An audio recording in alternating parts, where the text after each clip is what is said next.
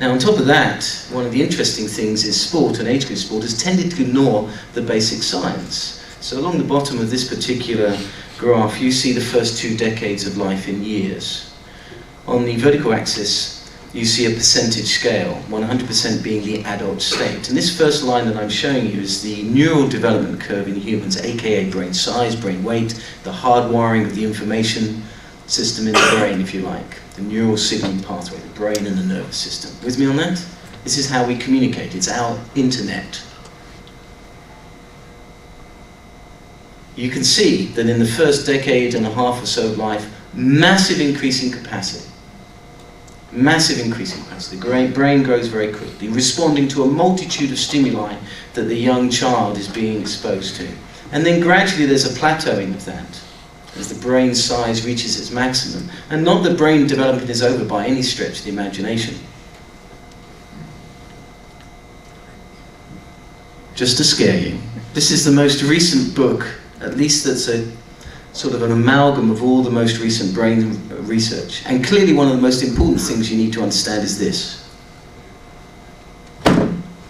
You can teach an old dog new tricks, but there are clearly windows of sensitivity, periods of sensitivity, of which, as I said to you before, the first decade to a decade and a half is one of those.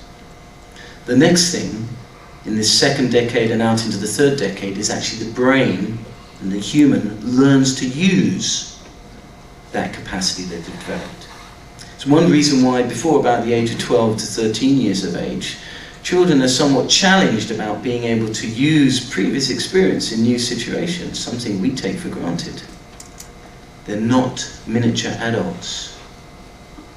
The reason why you get that downturn around 12, 13, 14 years of life, age, and you get that plateauing, is that the brain starts to ruthlessly cull those synapses that it doesn't use very often.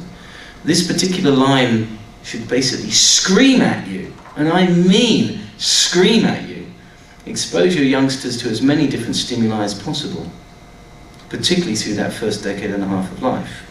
Does this mean to say that you're not delivering world-leading skill programs? Of course not. Everything I'm saying to you is you need to raise the bar every step of the way. Age group programming, regardless of where the kid's going. Regardless, I have no idea where the average 8-year-old, 9-year-old's going in their life. That does not abdicate your authority for doing the best, or your responsibility for doing the best possible thing for that youngster. The best possible program. We need to turn our programming upside down. We need to have a respect and understanding that you can be a world-leading developmental coach.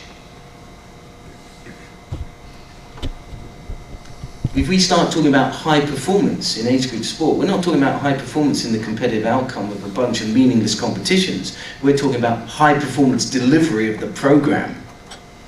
We're talking about coaches of 6 and 7-year-olds who are the best instructors of 6 and 7-year-olds in the planet, no matter what country they're in. They know how to teach skating.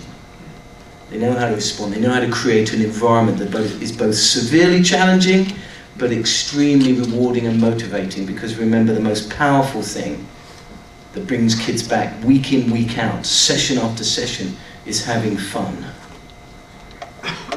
And remember this. Kids would far rather play on a losing team than sit on the bench. Sorry, I said that the wrong way. Kids would far rather play on a losing team than sit on the bench of a winning team. That's well shown in the literature.